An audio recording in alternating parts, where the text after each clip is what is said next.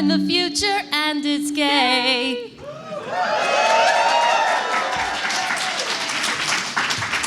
So this is the descendant of a panel that I understand a lot of you have already seen, Gay Space Rocks. Thank you for coming again. Yeah, thank you. A lot of cons have stopped accepting that panel because I think they're tired of it, but that's why we rebranded it. Yeah. Just like the Steven Universe Epilogue series rebranded itself a bit, we're following suit. My phone just told me to go to bed. It's MAGFest, you don't go to bed. It sure is. Like, it's amazing that we have this many people in the room at 11:30 at a con. Like, y'all are awesome. It's like 5 p.m. MAGFest time. I just want to point that out. It's true. Very true. Okay, let's introduce ourselves for those of you that do not know us already. I'm Natalie. I'm a demi, bi, non-binary girl, femme, etc., etc.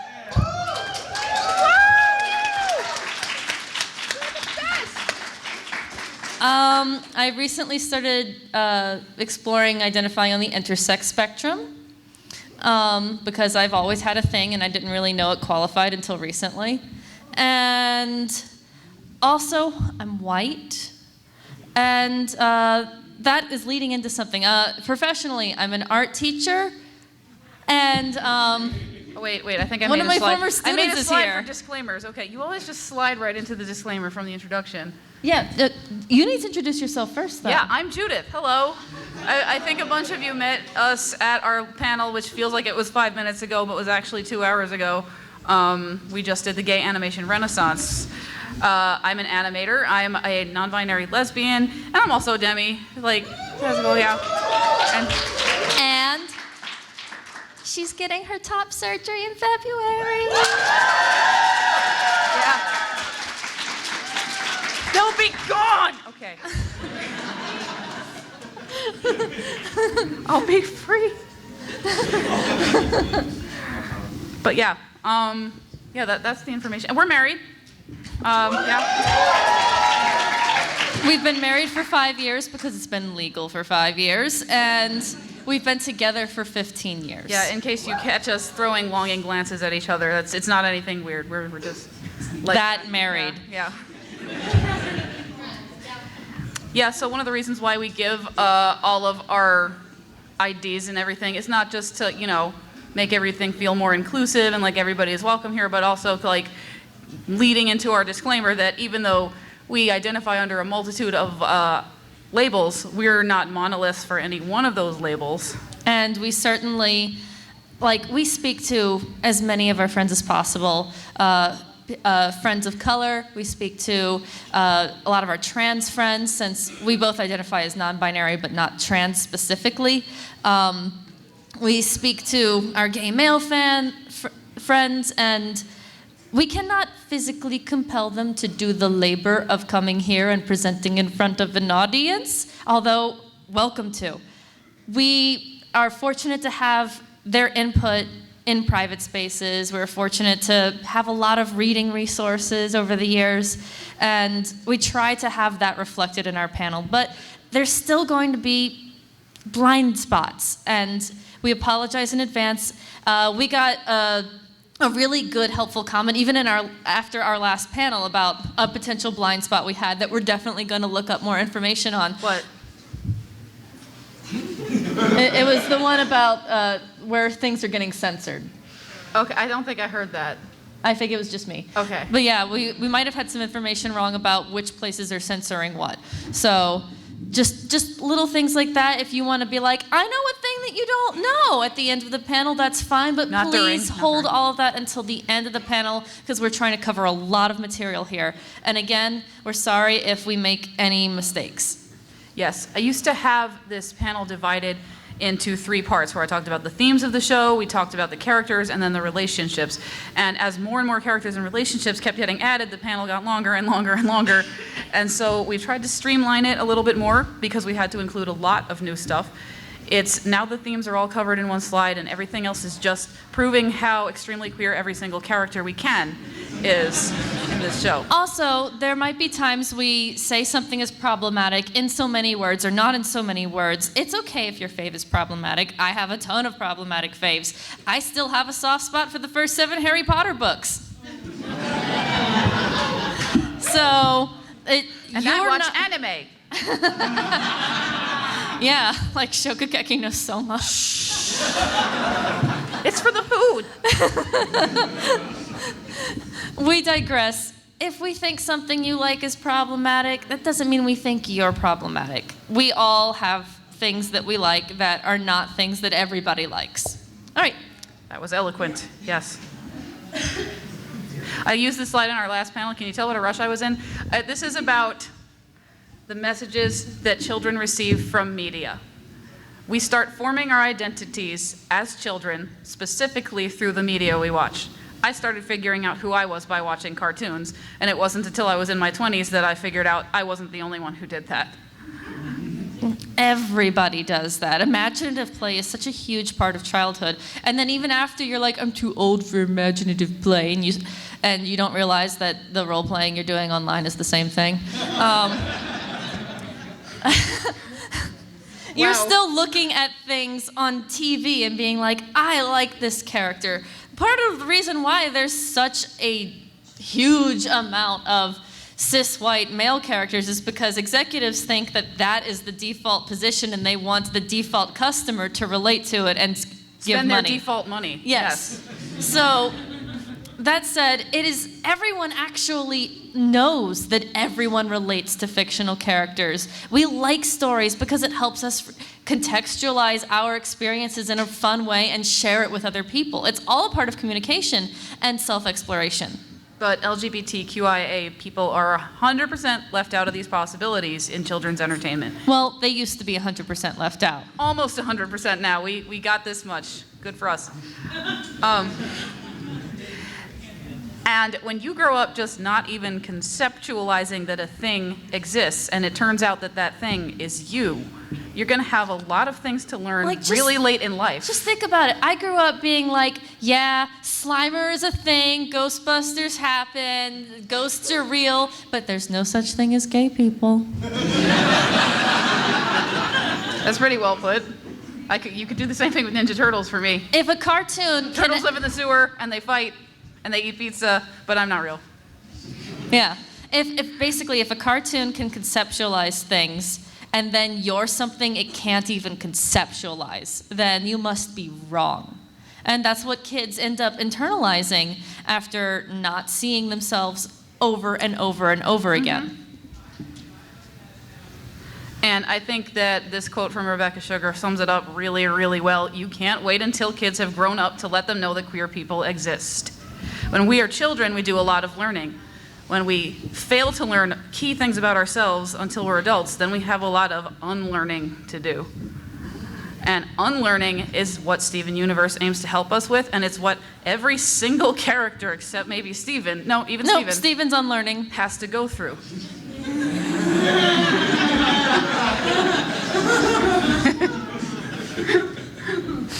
That's a great picture choice. Thank you. I was like, unlearning!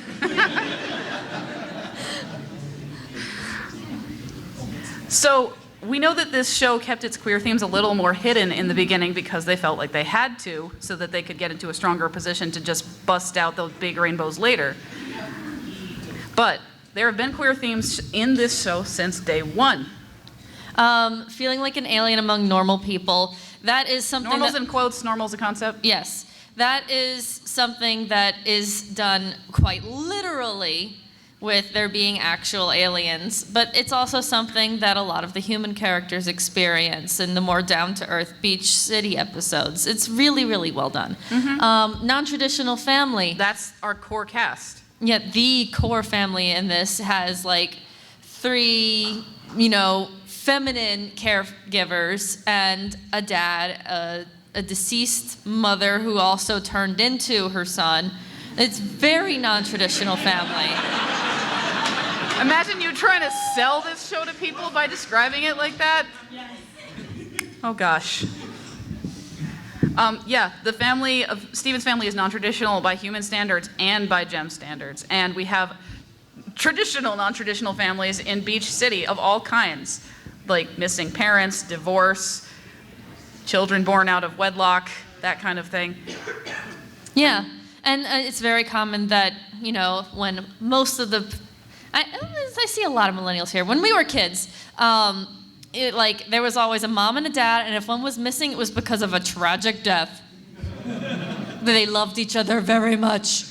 Like, you didn't see divorce on TV when we were kids until things like Liar, Liar were coming out, and then Liar, Liar. And then they still get back together in the end. So progressive. All right. We have themes of rejecting conformity, which only gets stronger with the show. Conformity basically leaves no room for queer people. We, by nature, do not conform. Now, it is true that conformity isn't necessarily inherently evil. There are other societies, particularly like Japanese society has a big element of conformity in there, and there are some strengths to that. So we're not trying to be like, I'm a white person, I know everything. But it is true that when you're LGBTQ, a society that has a heavy bend towards conformity is going to have LGBTQ people as casualties in that order, because we inherently stand out. We inherently do not conform. And I guess more than rejecting conformity, Steven Universe encourages you to embrace and accept what makes you not conform. We've also got gender expansive identity, which only expands further as the show continues. It just introduced its first non-binary human character, played by a non-binary actor. Sorry, spoilers. Oh yeah, by the way, we're talking about everything that's out. If you haven't seen all of Steven Universe's future, we're going to spoil things. Except for tonight's episode, which we missed because we were talking to all of you guys earlier. There wasn't, oh right, okay. Yay, so we're all caught up. Yeah, it's on hiatus, remember? No, I forgot that. Now I'm sad. Thank you.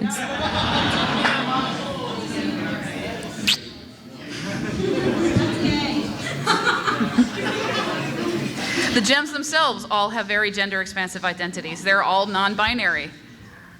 They're all non-binary, generally preferring she, her pronouns for most of them. Not all, though. The fusions, especially Steven's fusions, can have multiple pronouns and can be all over the gender spectrum because of the mixture that goes into them, mixtures of personalities, histories, and identities. I love how Rainbow Quartz 2.0 is he, they.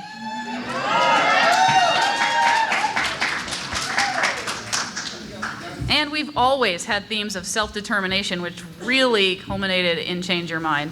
You like to talk about self-determination. I love to talk about self-determination, and we will talk about it more with each character. Yes. Our gay cast is what we're going into right now. I mean, come on. Sometimes I feel like this show speaks to me on a level even deeper than my very soul. My wife is a New York Jew. Grew up on Broadway tunes. Yep. That's me. Okay. So, each character's arc, we believe, has a very clear queer perspective. They've all had to do a lot of that unlearning that we talked about earlier. And through that process, that is part of what makes them role models. In this new panel, we're going to specifically talk about how they have become role models. For young queer kids. And if a character we believe is not yet like a role model, somebody who a kid should aspire to be yet, then they won't have a reason why they are a role model on their slide. Just or FYI. We're out of time. Or if we're not, yeah, okay. I think we did a good job here. Yeah. And we're going to start with Amethyst. Yeah, Amethyst.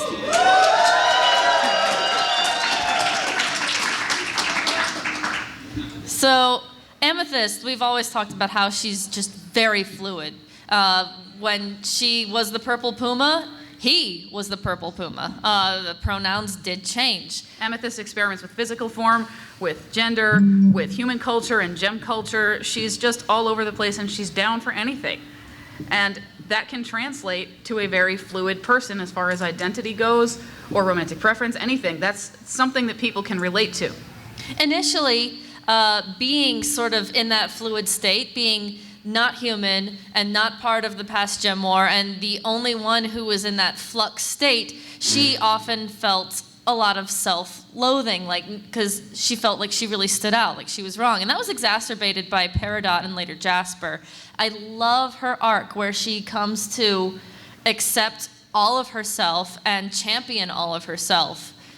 By accepting the fact that there are others who are like her, like Steven, who is also in that flux, and that they can connect through that, and that it's okay to ask for help, it's okay to rely on others.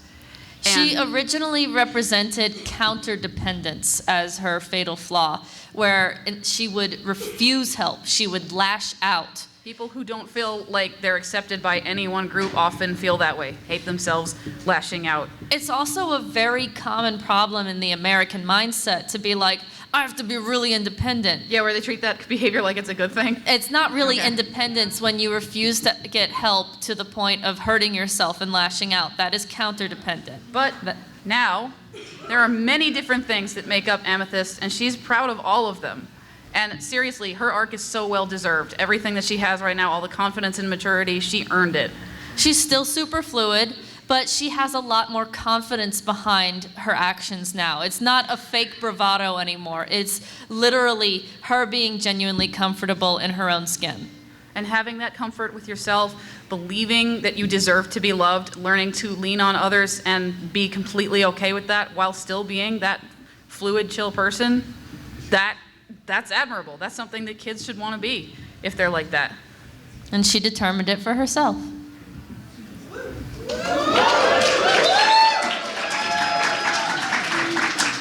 So, like, if we talked about Pearl's whole history, that would be the entire panel. So, here's the Cliff's notes. She was freed from oppression through a revolution. She experienced her first queer love and her first loss. Eventually, she learned that self-actualization is true freedom, not a relationship. While relationships are great, they are not what define you as a person.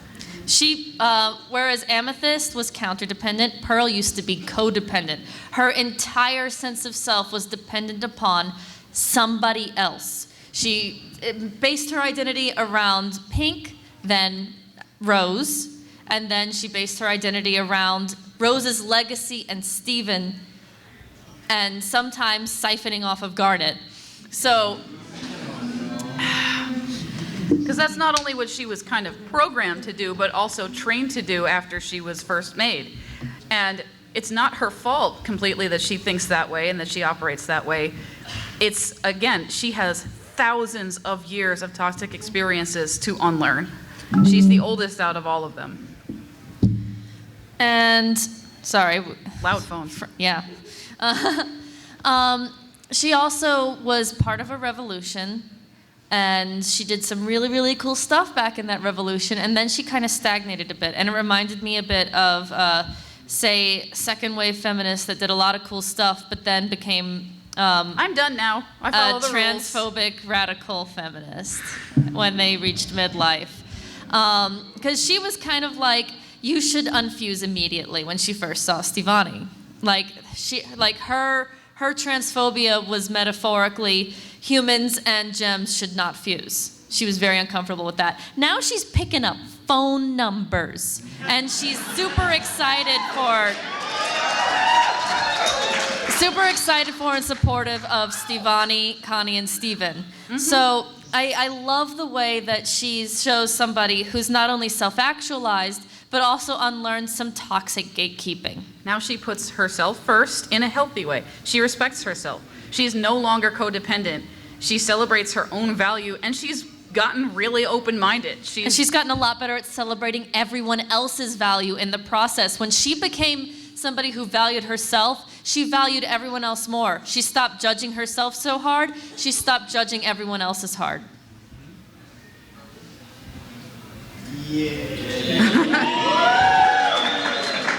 I mean, let's face it, Garnet was already everybody's role model. But who's to say that role models stop growing? Garnet does grow throughout this series. I also just want to mention, it's not on this slide, but Garnet's pretty much ace. Garnet has explicitly said... It is on the slide. That it is? Yeah. Ah. You don't pay attention to me, do you? I read all of this to you. It's okay, I'm kidding. I love you. Oh, it says... Yeah, see, it's right there. It's right there Yep. at the bottom. Got it. I love you. I love you. So Garnet is a queer relationship and the embodiment of self-love. That's really awesome. I mean, that's what she is from the series start. We wouldn't really know it, though, because at the series start, she's incredibly walled off and cold. And that has to do with some of her self-closeting, and some of it has to do with feeling like she has to take up and be in the place of the vacuum left behind when Rose disappeared. So she feels like she has to do everything. She also believes, because of the time she unfused in front of baby Steven and he got confused, that she is child inappropriate and censors herself from him until he's 14. That was the last shoe to drop for me. Like I mentioned, I'm a teacher. The last place where I started coming out consistently was the classroom because I was afraid of getting calls and letters from parents. But that's BS. There's queer people who have kids. Why are we inherently more child inappropriate than other parents? We're not. We're not.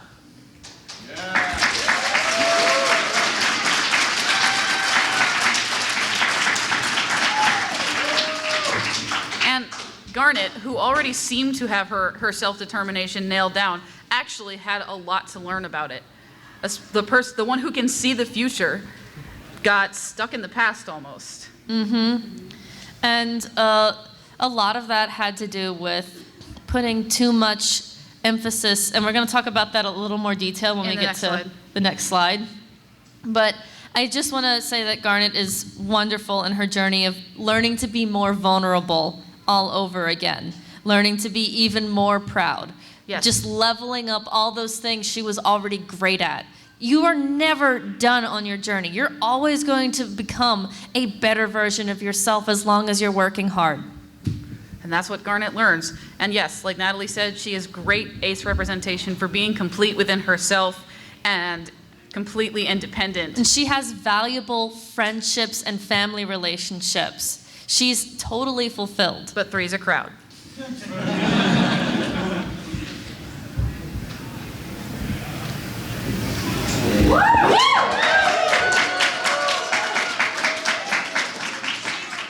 I mean, this is about the most obvious thing that we're going to do. What is gay about these two?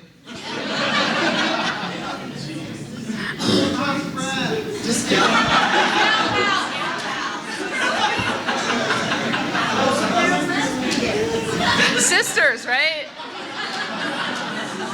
No, obviously the red one is a boy. Straight people are so confused.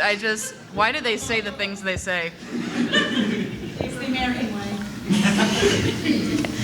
So, Ruby and Sapphire are a depiction of a healthy and happy queer relationship. Every time they show up on screen, it's adorable and wonderful and romantic, and it just makes you feel warm inside. It's just really wonderful how we see that even after 5,750 years and 8 months, they still have ways to grow and learn about themselves and each other. I love each of their individual arcs during the marriage arc. Sapphire had to learn not to make herself feel so much responsibility for everything. She still hasn't entirely gotten over what she's supposed to be. She's like, I'm supposed to see the future. I'm supposed to see what's coming. No, she's not supposed to anything. It's not her fault that things went a certain way. And so she gets another lesson in letting go a bit. And then Ruby. Ruby learns to value her individuality and also have fun being independent. But she also learns that if she wants to spend the rest of her life with another person, that doesn't reduce her independence or individuality. That's still her own choice. And it's a valuable one and a really sweet one. And that's really valuable to us because Why?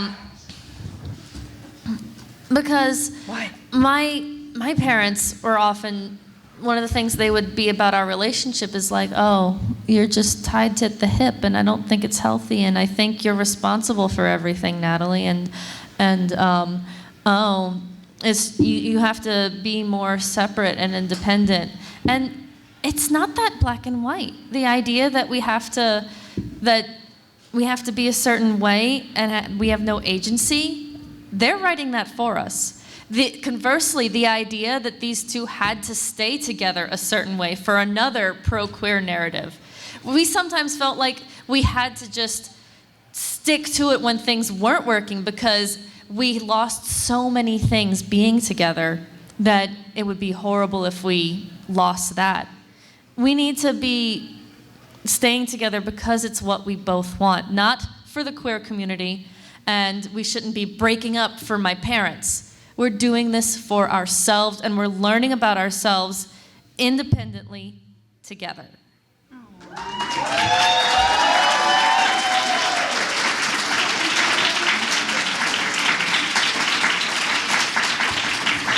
And so similarly, they felt like Blue Diamond was the one who was being like, no, don't be together, and they did it anyway. And then Rose was the voice of the queer community, being Yes, like, be don't together. ever question it.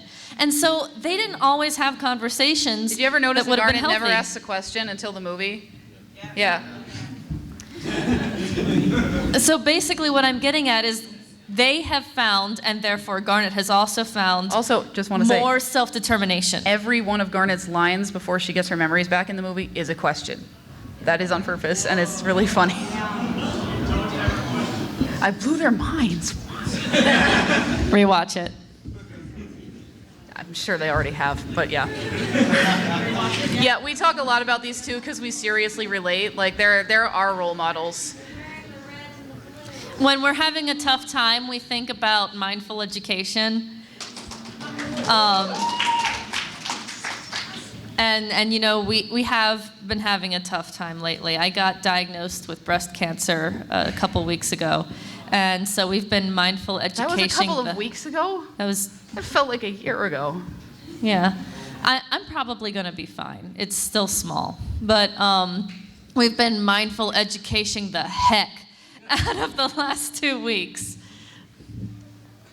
So they are role models because they're a healthy, married, on-screen married, queer relationship. And they're neurodivergent to boot. And we've Yeah. got Sapphire with her anxiety disorder, and Ruby has something.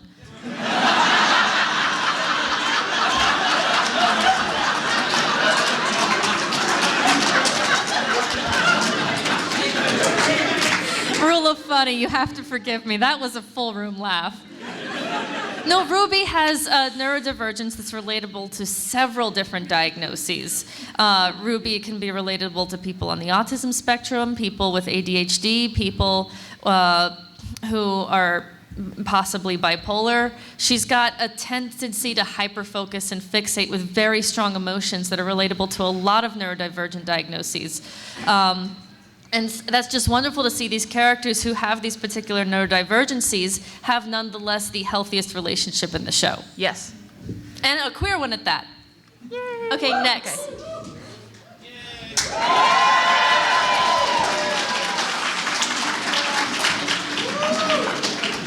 So here's Peridot. I guess you all know her.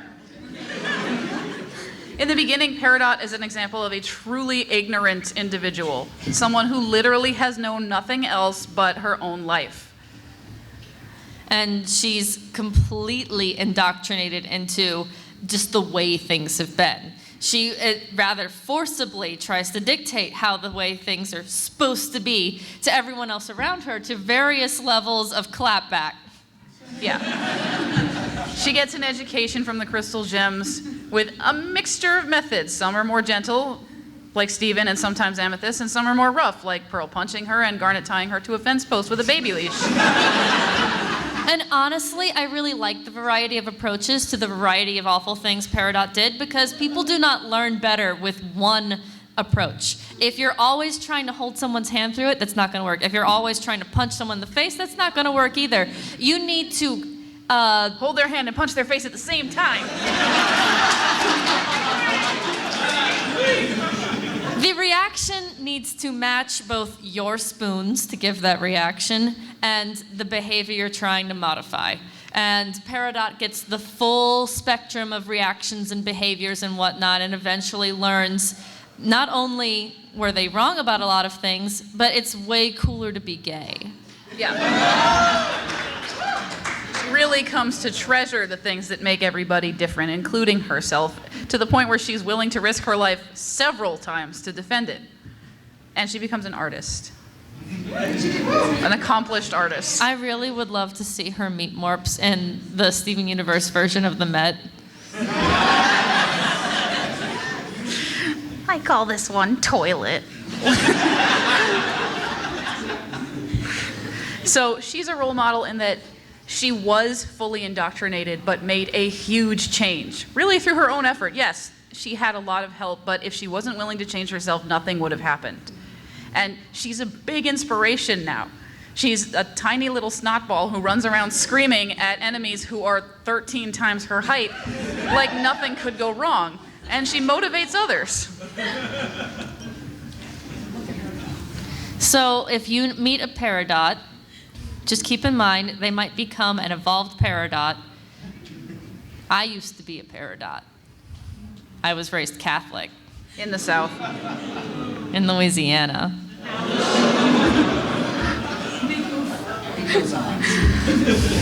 Yup. Lapis lazuli.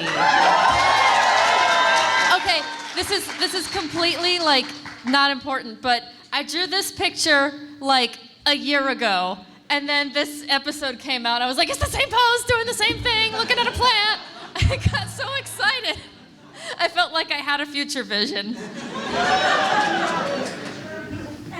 So she's definitely an allegory for living with, or experience living with and overcoming abuse. She lives through the cycle of abuse through like half of her involvement in the series, and it's really, really rough on her. She eventually breaks that cycle by facing her fears, which are very intense and crippling, and facing the truth about herself and her relationships with others. It's completely normal for somebody who has been abused to know nothing else, to not only think they don't deserve better, but to have a tendency of passing on some of that abuse to other people they develop relationships with. Yeah, when you look at Lapis's character arc as an experience and an allegory, it's actually addressing some very, very uncomfortable issues in a way that's digestible to younger audiences. It's extremely well done, potent stuff. Part of why she has such a great arc is because she decides for herself, I don't want that to be my end game. I don't want to stay this way. And it's okay that I'm not all the way there yet, but I'm always trying. The reason why we think these themes of abuse apply to a queer storyline is, first of all, queer people experience, I think, more abuse than straight people in relationships. Yeah, you know this stuff. You've researched this. Yeah, look at your face. Queer people in general do experience a lot more abuse in general. As far as cis folks go, bisexual women experience the most intimate partner abuse because men, straight men. Yeah. And then when you add in a different gender, any non-cisgender identity, that spikes the level of abuse received as well. But Lapis Lazuli shows people that there is a way out of that. Even if you have to live with its consequences for the rest of your life, you can develop tools to cope with it. And despite Lapis's past experiences, and despite it taking her so long to learn to trust, she does trust her friends, and she's even willing to educate others, even though it clearly makes her very tired. But I really loved that line where she's like, true strength is restraint. And she had no restraint in the beginning, right? She was like, I'm just gonna pick up the whole ocean. So I just love seeing her character evolve. She's actually had a lot of introspection, and she has a lot of wisdom to deliver to probably a lot of abuse survivors who are watching this show. Now we got Bismuth.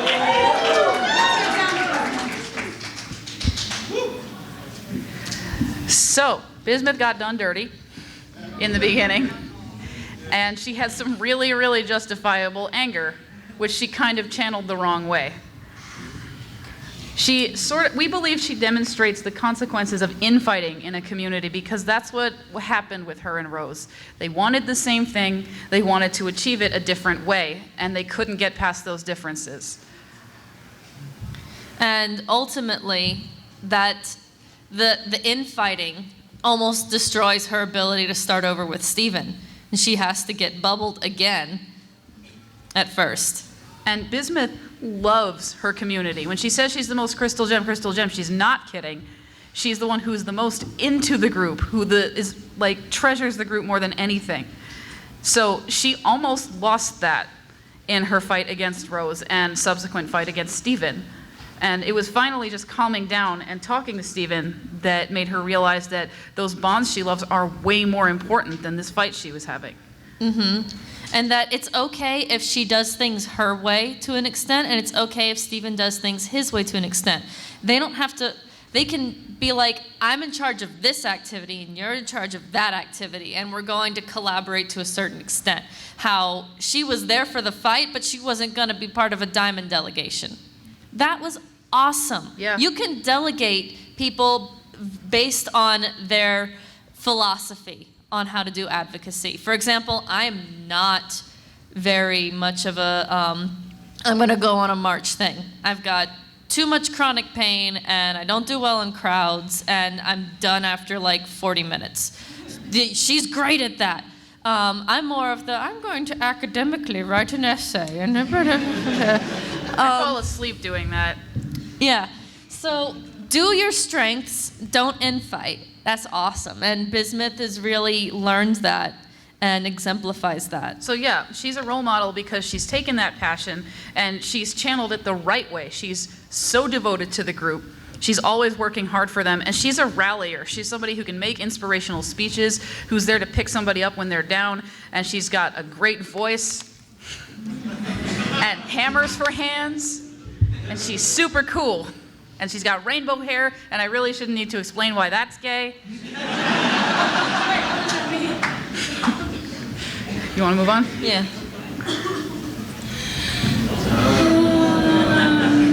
These are your conservative elders. It could be your mom, your aunt, your uncle, your grandma. It's all of those. Yeah. They're all my mother. Like, White Diamond's body language is so your mom. I really don't like it. So my mom, y'all. So my mom. She's getting better. Just like White Diamond's getting better. She's trying. But dude, that, like, you know that strange smile that she has? I wish that slide was there. That strange smile she gives when she steps into the pool to turn all the gems normal again. She's like, oh. That is the smile my mom had at our wedding. And so I'm just all like, she's trying. She's so very uncomfortable, but she's that expression, trying. though. That expression so perfectly captures that I'm extremely uncomfortable, but I'm legitimately trying because I care about you. Like, that there's so many emotions in that one expression. I wish I could draw faces like that. But you know that fight that Stephen had with White Diamond, proving that he was who he was, that was like a condensation, like a 15-minute condensation of the 10 years I had with my mom before I got married. That's exactly what that was supposed to be. Yeah. To anyone who's come out to somebody who wouldn't accept them. It's nice that Stephen, you know, having magic and all, is able to physically prove that he is who he is, whereas I have to do it slowly through conversation. It's a metaphor. We say that the Diamonds are ignorant of the abusive nature of their attempts to control. To some extent, they're very callous and they don't really care about some of the harm they're causing, but we believe that a lot of it is they don't even think about it. So many boomers think that abuse is normal. Oh my God. Yeah. My mom used to be really controlling. She's gotten a lot better now. She's taking care of herself, and she's not trying to control any of her daughters all that much now. She's gotten a lot better. She's a lot happier now. I'm very happy for her. And so for me, it's personally kind of nice seeing something in my life reflected in the Diamonds, that gradual improvement. Still not great yet. Like, I wouldn't say that my mom is a stunning ally, And I wouldn't say that the diamonds have made up for everything that they've done. They are my mom, but what if rulers of the universe? So, what I'm trying to get at is that it shows that anybody can start to learn. Really, anybody can. And the thing that actually kicked off their ability to learn was the way their controlling behavior pushed Pink Diamond away and eventually led to her disappearance / death. They have Steven, but they will never have Pink Diamond back, and it's because they rejected her. They rejected the way she was different, the different things she wanted, the new identity she chose. And at first, their reaction to that was to, just reinforce their own views. Like, she's gone, not because of what we did, but because she followed her own path. And that was a mistake. Now we have to make sure everyone follows our path really, really hard. And that will never happen again. But eventually they have to face the truth that it was their own controlling nature that drove her away from them. And that, if you're lucky, can actually teach your elders a lesson or two about being too controlling. That's it? I said a lot. You did. Well, you have to deal more with people like this than I do. Yeah. And now they're just kind of like doting grandmas who still say some inappropriate things and need to be corrected. But equal life forms. Yeah, that's not so we've got examples like Jasper, Bluebird, and the mean girl Lapis. These characters represent the indoctrinated. They are still indoctrinated, whereas Peridot and Lapis were freed from that indoctrination. I mean, Jasper's making some progress, but not a ton. Really, barely even a little. Yeah, Jasper's like basically toned it down from, I'm not going to try to kill you all. Then that's progress in my book. I talk to rocks now. Yeah. But they're still heavily attached to a system that oppressed them included, but they are more comfortable with it because that's what they were used to, and it made them feel good in a way to feel superior to others. Yeah, because oppressive systems can oppress and exalt individuals at the same time. Be like, you are the very best example of your lower being class of whatever you are. Good job. You can boss these other people around now. And it's just, I really like that they're being included because it's not realistic that everybody is going to be down for your being nice to people or revolutionizing something or I don't know, universal health care. There's just going to be some people who are like, we're the best health care in the world right here. Well, you said that in Jasper's voice, okay. There's nothing wrong with the American healthcare system.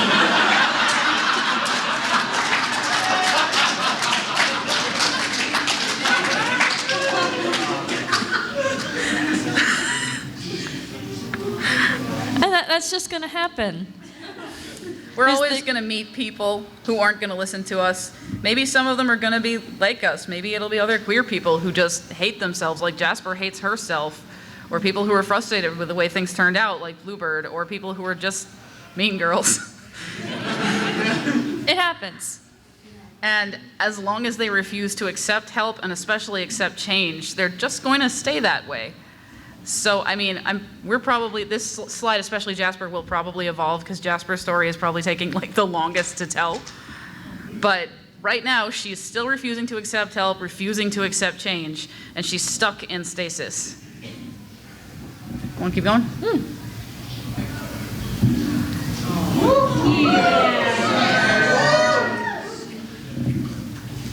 The off-colors and the restored gems were the rejects of society.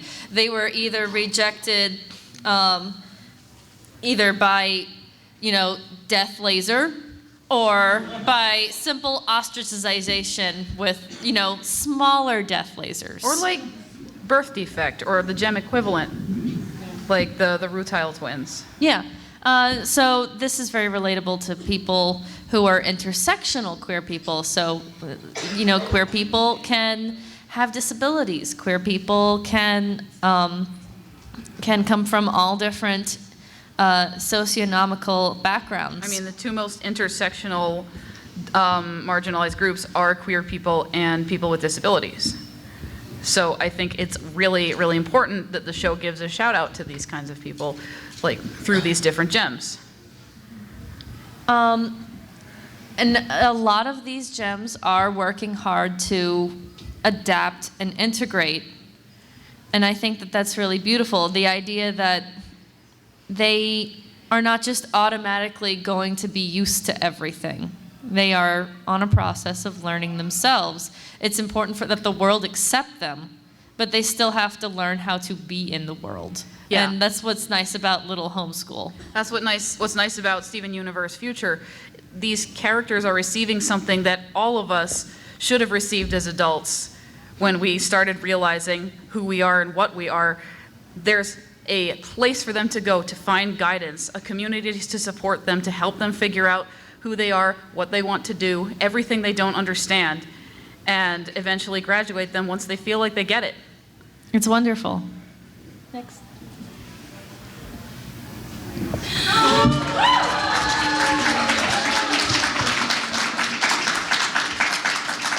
She's in the opener. She's definitely going to come back. So, raise your hand if you were the annoying autistic or ADHD kid where you had these friends you really liked, but eventually they started avoiding you. Yeah. That was a lot of my childhood and into high school as well. And before I became super cool like I am right now. Love you. But yeah, neglect and isolation can have really traumatic results on somebody. And some people will channel it into various different behaviors. In some cases, it can turn into borderline personality disorder. Now, I'm not saying that this is definitely borderline personality disorder, but it has some strong parallels. A lot of people who had it, they resonated with this character. Borderline personality disorder almost always, not always, but almost always develops in response to long-term abuse and or neglect. Abandonment, too. Yes. And it's a toxic way of trying to, it develops into a behavior system that has a lot of toxic ways to try and strong-arm getting and keeping attention, getting and keeping acceptance. And Spinell is not even though Spinell has a very sympathetic backstory, it doesn't make the destructive things she does okay. She has to learn to check herself and to develop better behavior patterns before she can truly be happy. I mean, I had and a have rough relationships. childhood. I'm not gonna like murder the planet. That would be a little overcompensating, I think. So it's not only work on herself, but also find new people who appreciate her for who she is, instead of chasing after people who didn't care in the first place. Or who just don't know how to help her the right way. Or like who she's messed things up with so badly that it would just be a little awkward. That's why she works out so well with the diamonds. They just fill in each other's voids. Mm-hmm. They're all very 1920s and and I know it's again very condensed because this has to be something that takes all of us years and years and years and years and years and years and years of work in a movie. But I really like the way it's done, and we know that her story's not done yet. She's just begun the process of healing and working on herself. And while basically we can empathize with people who hurt us, sometimes it's because they're hurting too, but what makes her, I think, really wonderful is that she is now actively trying to better herself and to confront her trauma instead of passing it on to other people. Mm-hmm. And I don't know if she's going to keep those mascara marks. I wonder if she will. I think that's a great design element because not only of what it reminds you of crying and ruining your look while crying, but also it could just be a scar left behind by what Pink Diamond did to her. I don't know. I really want to see her again. Like, my heart hurts for her every time I watch that movie, but also don't murder the planet.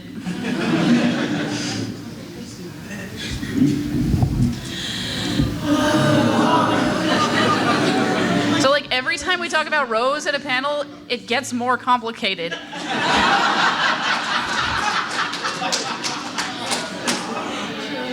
Natalie was like specifically show her 4 different relationships and a different kind of person she was in each of them. But actually there's no images, like real images of her together with the other diamonds, so storybook page. Well, I actually meant I wanted volleyball in there. Whoops. I think you misunderstood me. Whoops. It's okay. Sorry. Pretend volleyball's there. Well, obviously she's poly and pan or bi. She can also represent transition, double life, and allyship. Like lots of things rolled up into one character. But she also represents,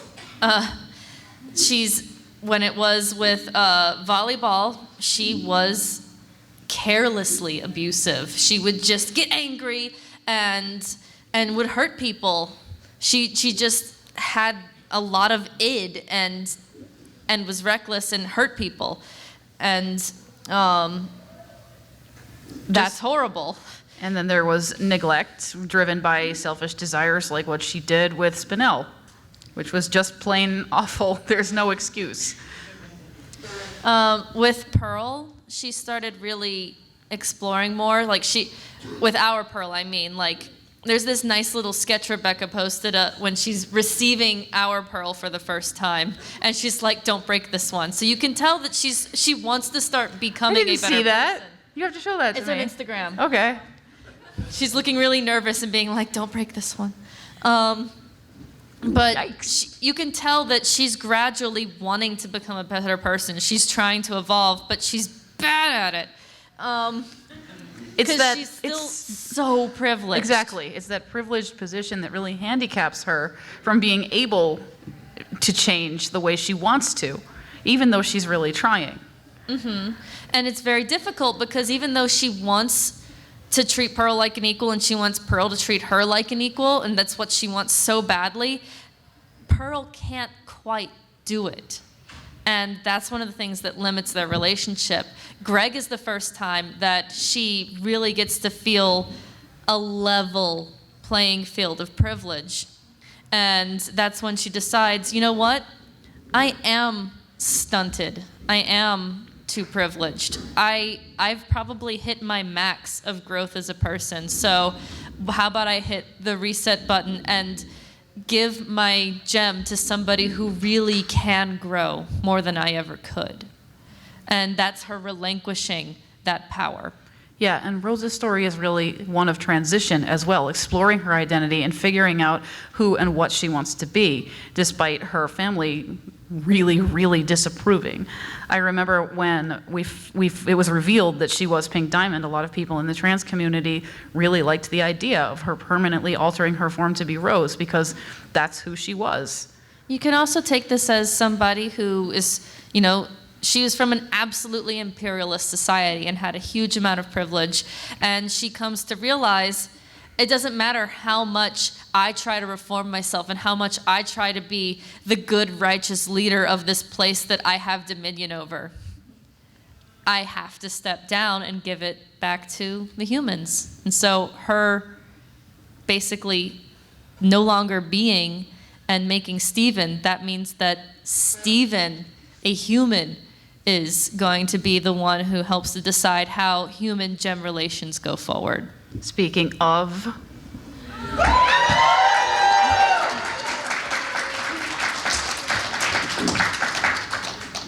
so there's a lot to say about Steven because he's changed a lot throughout the course of the series. He's always been totally unique. He's like the bridge between humans and the spirit world. He's the avatar. Yeah, he's the avatar of this show. Nerd. You can't unthink it now. It's in your brain. But he really is in that role where he's been trying to, since he's the only one like him, he's constantly trying to navigate between those two worlds and therefore get them to interact more symbiotically, I guess. Yeah, he's trying to help his two species basically integrate. And he exists in a flux, both physically, emotionally, in almost in every way possible. He belongs to no one binary. And for a long time, we would say in our old panel that while Rose was a super ally, she was overpowered because they relied on her too much. And Steven was a better ally to everyone around him because he needed them too. But it got to where he started taking on too much recently, I think. He is putting everyone else first, and he's made his tendency to put everyone else first a core tenet of his identity. And he's suffering for it. Why do I need to be needed? It's because he's a Leo.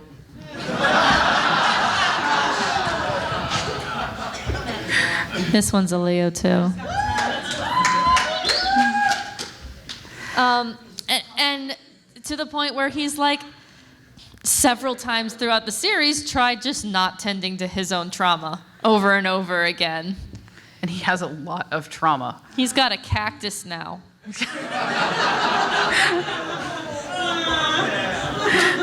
A whole rampaging cactus worth of trauma. And frustration with how much he's bottling because he doesn't think that he's not even, he's helped so many people self-actualize, but he's forgetting that because he thinks they can't handle being told his truths now. They're self-actualized enough to handle it, and as soon as they start hearing his cactus go, ah, they're like, oh, we're sorry, we didn't realize, we're totally handling this well. And he was like, oh. Well done.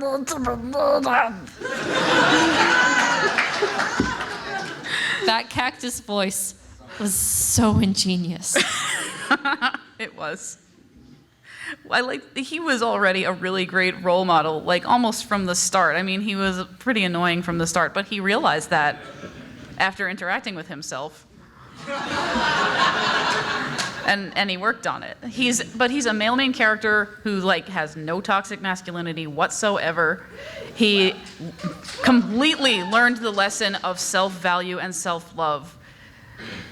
And yet, it's not necessarily something that you stop learning. He is struggling again with giving himself enough time. He's struggling because he's put too much of his identity on the line of being someone who helps everyone else and trying to keep certain things the same as well. And that's why he's also got unattended anger issues, which sort of manifest in him turning pink and doing weird stuff. And that's such a queer teenager thing, y'all. Turning pink and doing weird stuff? Yeah. What kind of childhood did you have?